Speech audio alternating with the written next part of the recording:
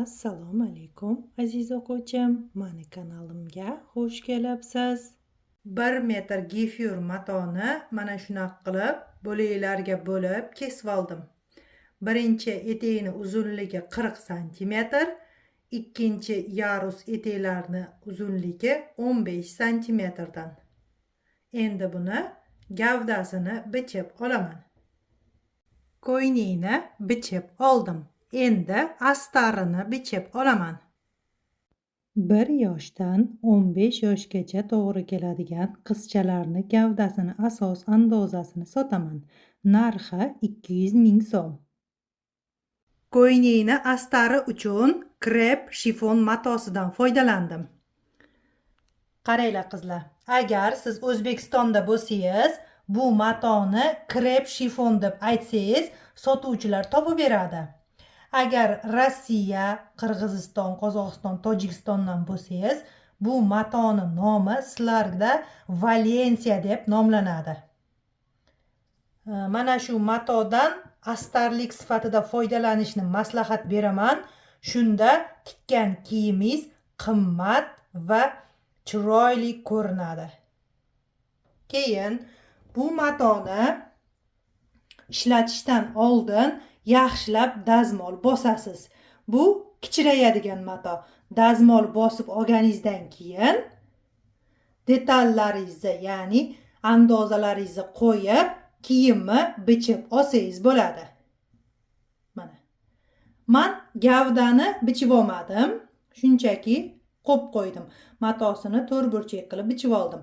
Endi buni ochib, qo'l chokida tikib olganimdan keyin ortiqcha joylarini kesib olaman. Shunda astarim chiroyli bir xil bo'lib chiqadi. Asosiy mato bilan. Agar astarni birinchi bichib olib keyin gavdaga qo'shadigan bo'lsam, bir joylari kichkina bo'lib qolishi mumkin. Shunaqa bo'lmasligi uchun astar bilan asosiy mato simmetrичный bir xil bo'lib chiqishi uchun har doim mana shunaqa qilib matoni to'rtburchak qilib bichib olaman. Undan keyin tikib olib, undan keyin astarni bichaman. Qaranglar qizlar. Astar bilan asosiy matoni bir-biriga qo'shib, mana qo'l chokida oq rangli ipda tikib chiqdim. Qizlar boshqa rangdagi iplardan foydalanmanglar. Rangi yo'qib qoladi. Shuning uchun har doim qo'l chokida tikkaningizda faqatgina oq ipdan foydalanasiz. Mana. Endi astarni kesib olsam bo'ladi. Astarni ortiqcha joylarini kesib olib tashladim. Endi gavdani bir-biriga qo'shib tiksam bo'ladi. Bozorda mana shunaqangi tayyor gefyur yoqalar sotiladi. Narxi 10 ming, 15 ming so'mdan. Shuni olamanda ko'ylakni bo'yniga qo'yaman. Bo'yinga qo'yish uchun o'rta chizig'ini chevarni dazmol bosganda o'chib ketadigan ruchkasi bilan chizib olaman. Mana shunaqa qilib o'rta chizig'ini chizib olaman. Keyin yoqani o'zimga kerak bo'lgan shaklda qo'yib olaman. Qaranglar, yelkasiga 1 cm yetmasligi kerak. Chok haqqini olib tashlashim kerak. Mana shunaqa qilib qo'yib olaman va kesib olaman. Yoqani ortiqcha qismini kesib olib tashlab, bo'yinga yoqani tikib oldim. Qo'l chokida chiroyli qilib mana tikib, mahkam qilib oldim. Endi yelkasini tiksam bo'ladi. Ko'ylakning yelkasini va bokovoyini mashina bilan tikib, overlock qilib, dazmol bosib oldim. O'ng tomonidan mana shunaqangi ko'rinishda bo'ladi. Ko'ylakni bo'yniga kasabekani birinchi qo'l chokida tikib oldim. Undan keyin mashina bilan tikib, dazmol bosib oldim. Etekni va astarni bir-biriga qo'shib, belini mashinani chokini 5 ga qo'yib tikib oldim. Ikkita chok bilan. Undan keyin etekni pastiga zborkani qo'l chokida mana shunaqa qilib buklab tikib chiqdim. Mana.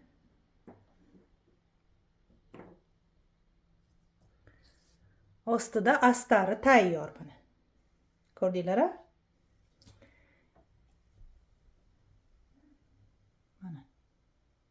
Endi belni zborkaga yig'ib, etekni tikishga tayyorlasam bo'ladi. Ko'ylakchani gavdasini tikib tayyor qilib oldim.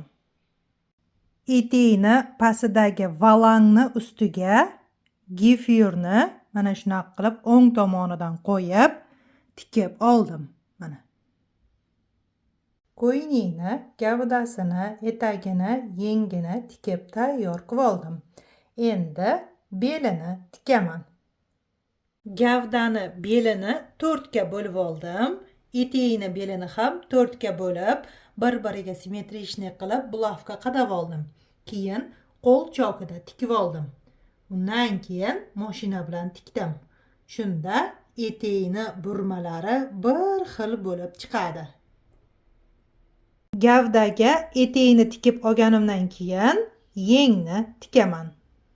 Yengni akatini mashinani chokini 5 ga qo'yib, mana shunaqa qilib tikib, burmaga yig'ib oldim. Endi buni qo'l chokida gavdaga tikib olaman. Yengni qo'l chokida gavdaga mana shunaqa qilib chiroyli qilib tikib oldim. Keyin o'ng tomonidan ag'darib, simmetrичный chiqdimi, chiqmadimi shunisini tekshirdim mana. Undan keyin mashina bilan tikib, overlock qilib oldim. Mana.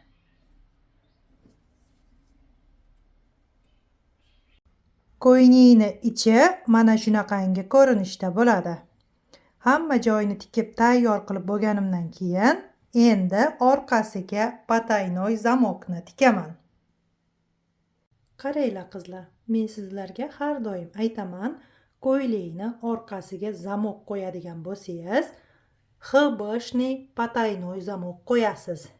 Agar zamokni yoniga qo'yadigan bo'lsangiz, sholkovый потайной zamok qo'yasiz. Mana. хбшный потайной zamokni birinchi qo'l chokida tikib olaman. Undan keyin mashina bilan tikib, dazmol bosaman. Ko'rib turganingizdek, ko'ylakni tikib bo'ldim. Darsim foydali bo'lgan bo'lsa, like bosib, o'z fikringizni yozib keting.